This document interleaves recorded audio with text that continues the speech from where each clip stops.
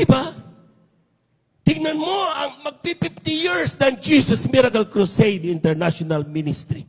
Anong year ka nakakilala, mga minamahal? Nung una mo maramdaman at makilala ang ating mahal na Panginoon, grabing galak ang nararamdaman ng Kristiyano. Sayang, mahal na Panginoon, ngayon lang kita nakilala. Sana noon pa. Ganun ang mga sinasabi natin, mga minamahal. Pagdating ng Miyerkules, sana Biyernes na. Pagdating ng Biyernes, sana Linggo na. Pagdating ng Linggo, sana Miyerkules na. Bakit? Ang puso, isip, lakas, kaluluwa, puro sa mahal na Panginoon. Palakpakan po natin ang ating mahal na Panginoon. Amen.